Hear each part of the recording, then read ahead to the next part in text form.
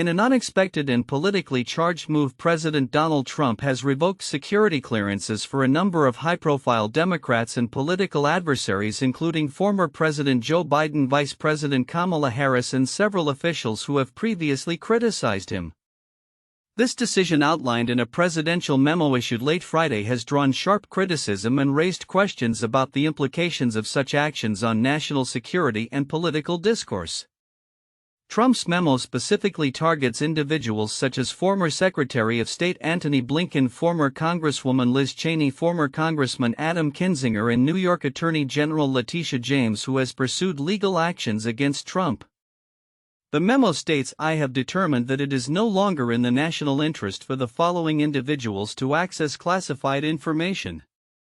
This rationale aligns with Trump's ongoing narrative of portraying his political opponents as threats to national security. Typically, former presidents and high-ranking officials maintain access to classified information after leaving office as a courtesy.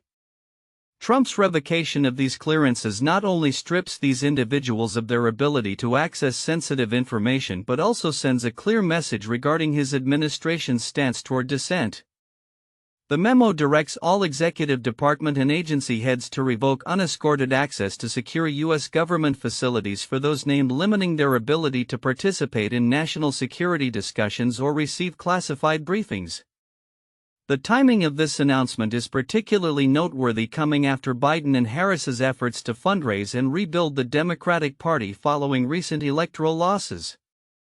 Trump's actions can be seen as a retaliatory measure against a backdrop of ongoing political tensions, particularly given that he himself was barred from accessing classified documents by Biden in 2021 due to concerns about his behavior.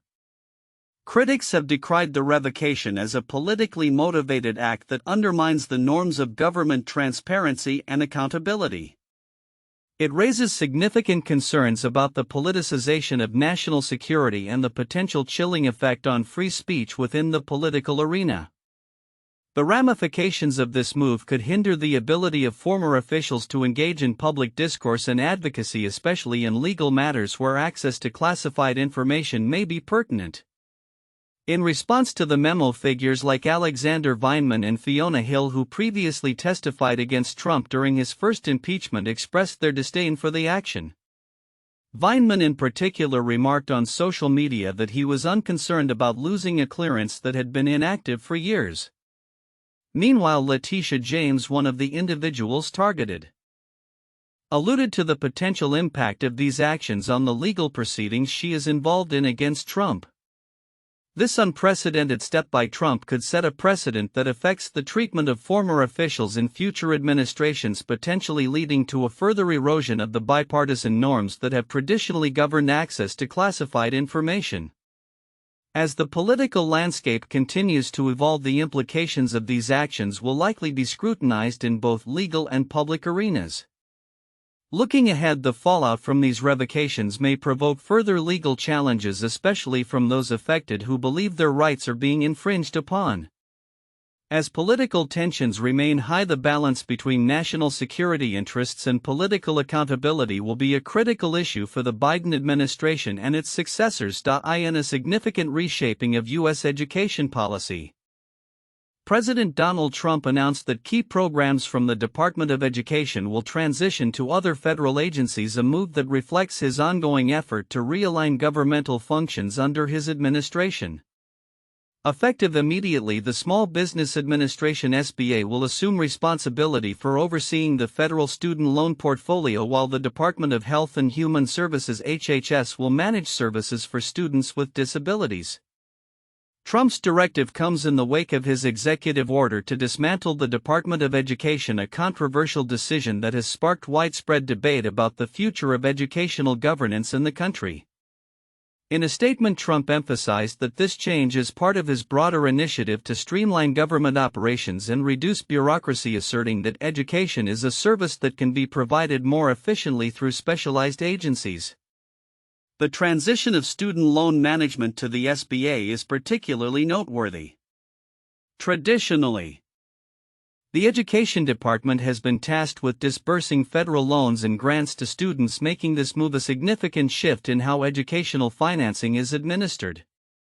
Observers have raised concerns about the potential impact on student borrowers, as the SBA primarily focuses on supporting small businesses rather than educational initiatives.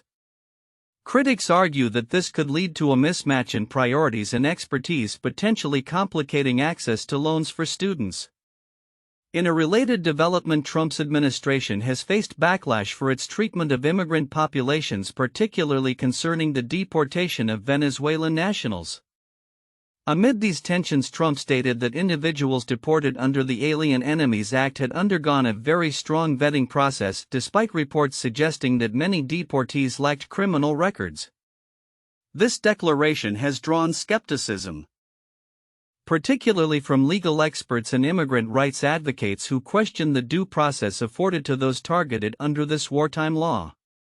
As the administration navigates these contentious policy shifts, the legal landscape is becoming increasingly fraught.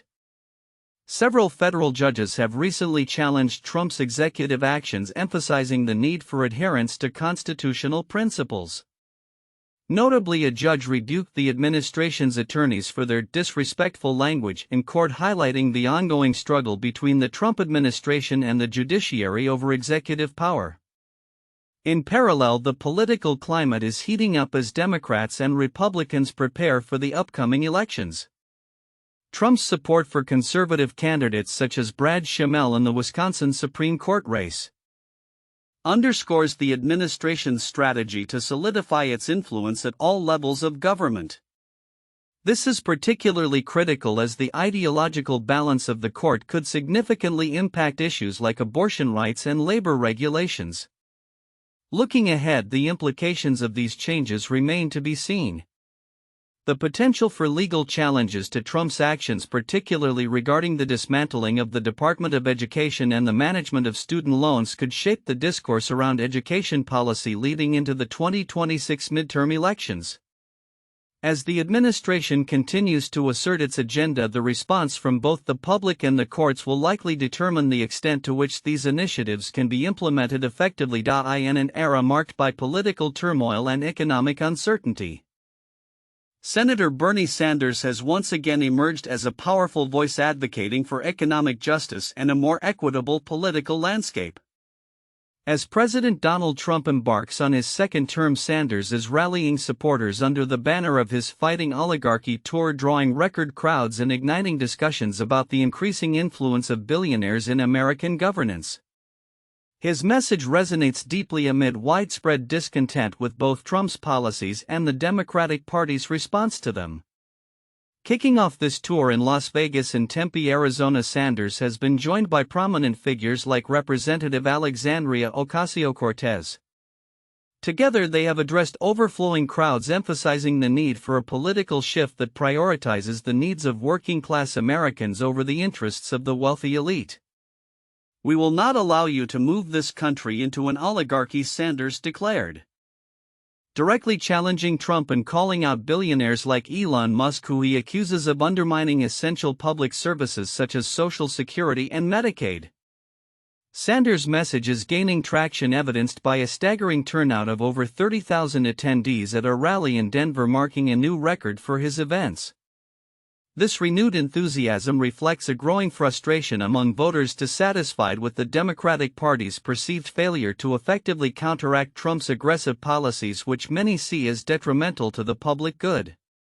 A recent NPR/PBS News/Marist poll indicates a broader sense of unease among voters, with a significant majority expressing concerns about the direction of the country and dissatisfaction with the Democratic establishment. Despite the Democratic Party's declining popularity, Sanders remains optimistic that a new focus on addressing pressing issues like income inequality, healthcare, and climate change could win back disenchanted voters. He argues that if the party can articulate a clear and compelling vision for the future, it could revitalize its base and attract new supporters.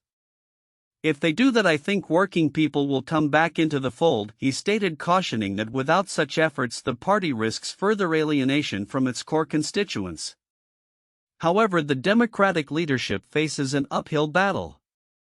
Following significant losses in the November elections, the party has undergone a leadership overhaul but struggles to unify its messaging. Discontent is palpable among the rank-and-file, with calls for a more assertive stance against Trump's administration. Volunteer Clarissa Vela, speaking at a Sanders rally, urged Democrats to stop biting their tongues and get loud about their plans to address the challenges posed by the current administration. As Sanders and Ocasio-Cortez galvanize support across the country, questions arise about the broader implications of their populist approach. While Sanders has long championed progressive economic policies, the current political climate has led to an awakening among some establishment Democrats who are beginning to adopt a similar rhetoric in response to public outcry over the consequences of Trump's policies. Minnesota Governor Tim Walz, for example, has been vocal about the need for Democrats to confront the realities of a broken healthcare system and the economic struggles facing rural Americans. As Sanders continues to attract large crowds and rally support, the Democratic Party must grapple with the challenge of revitalizing its brand and reconnecting with voters disillusioned by the political status quo. The rise of populist sentiments within the party may signal a transformative moment.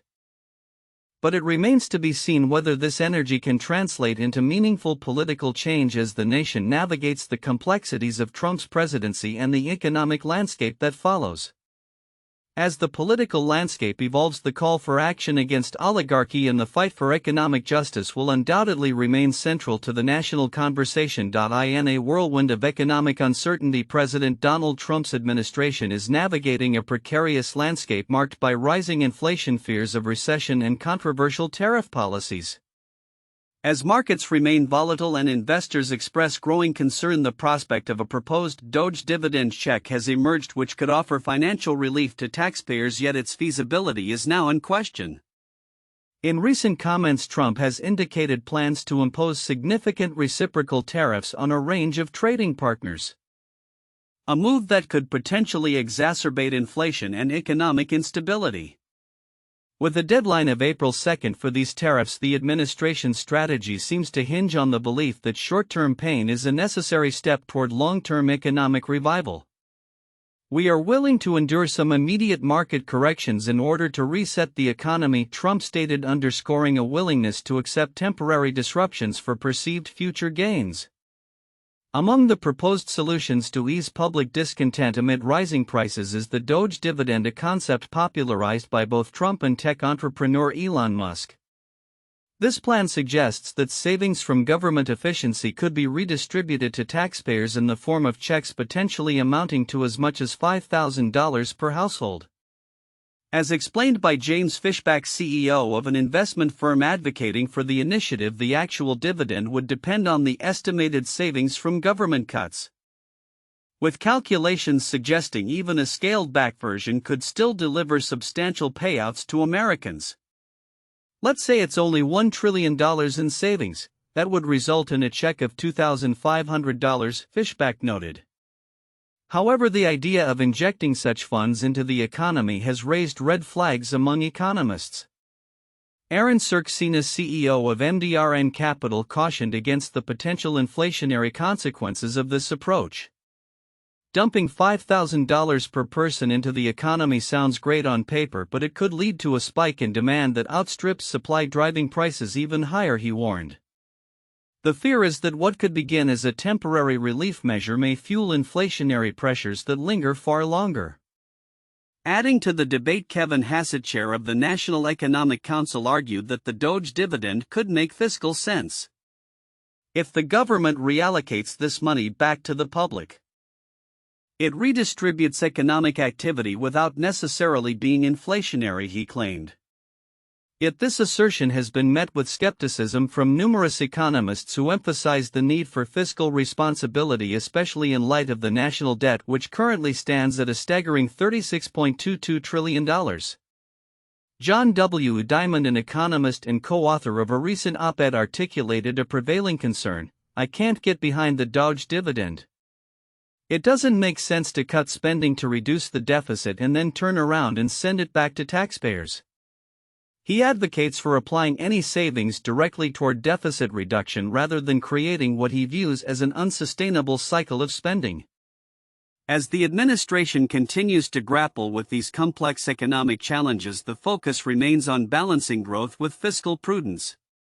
With Trump prioritizing tax cuts and infrastructure spending in his recent congressional address, it appears the administration may be steering away from direct cash payouts in favor of longer-term investments aimed at economic stability.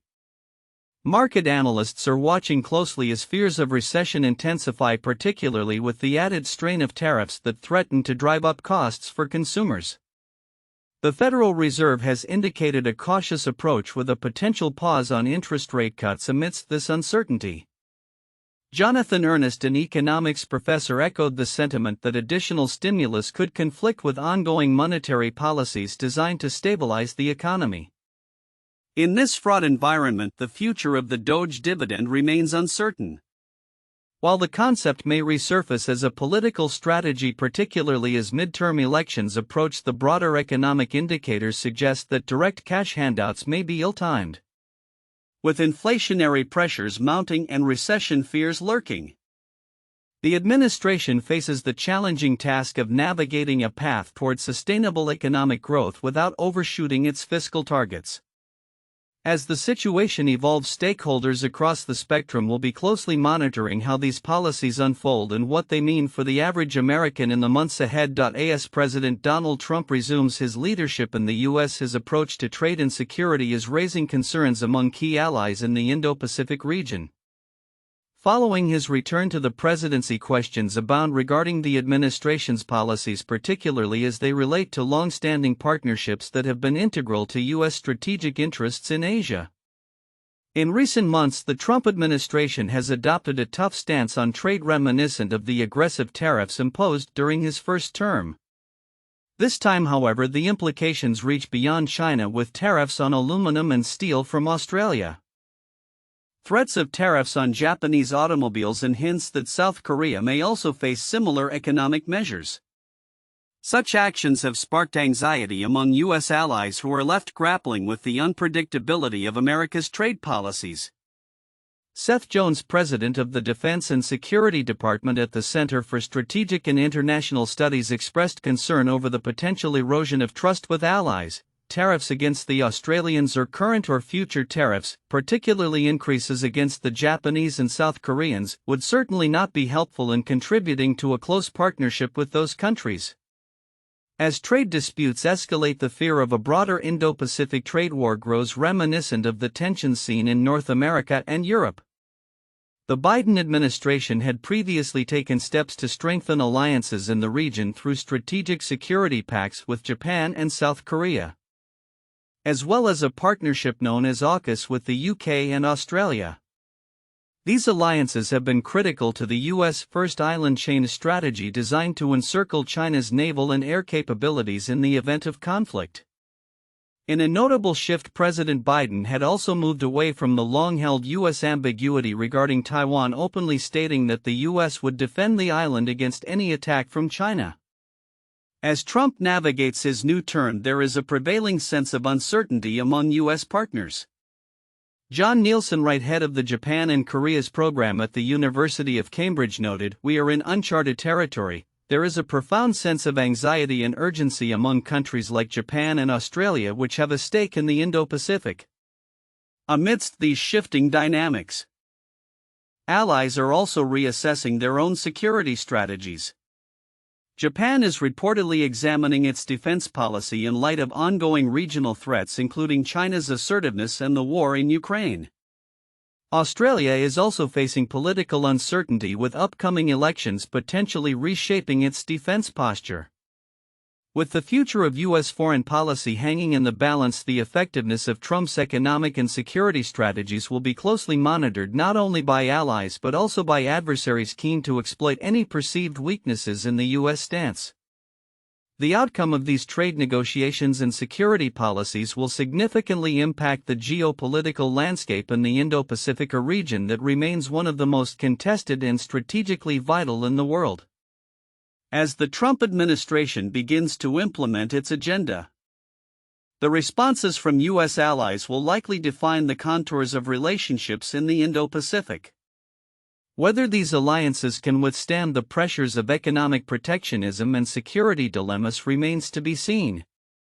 The coming months will be crucial as nations navigate the complexities of their partnerships with the United States while adapting to the evolving global order. In the fast-paced and often tumultuous realm of international diplomacy, President Donald Trump's latest approach has sparked both intrigue and skepticism.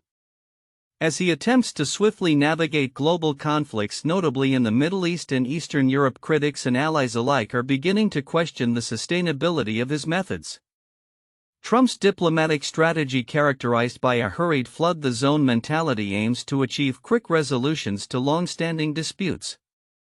However, as recent developments reveal, the complexities of these geopolitical crises are proving to be more resistant to rapid fixes than the president anticipated.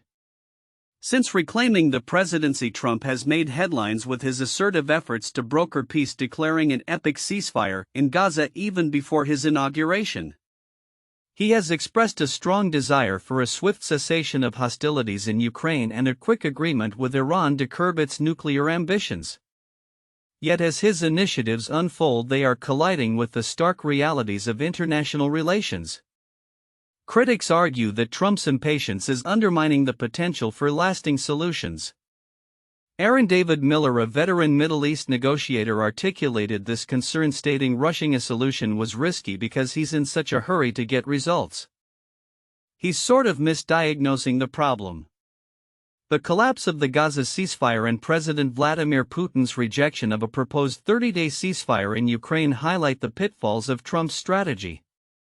The Iranian nuclear agreement, which he has aimed to revive, remains elusive, further complicating his foreign policy agenda.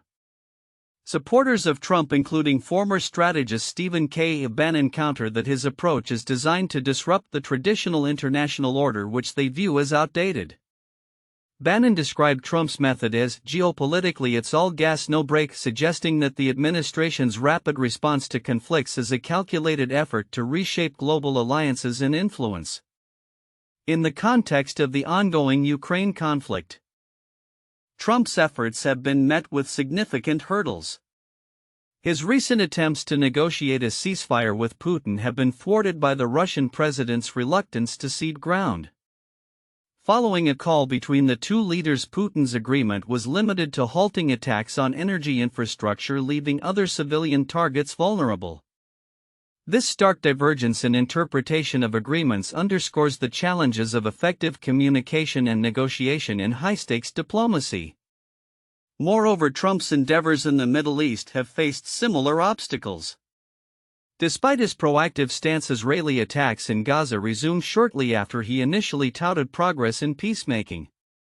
The collapse of diplomatic efforts in this volatile region raises concerns about the durability of any agreements reached under his administration.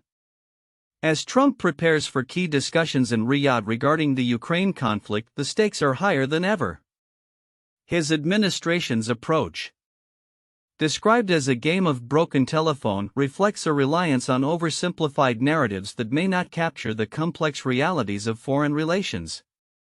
Ukrainian President Volodymyr Zelensky has already begun taking precautions to ensure that misunderstandings do not derail the negotiations.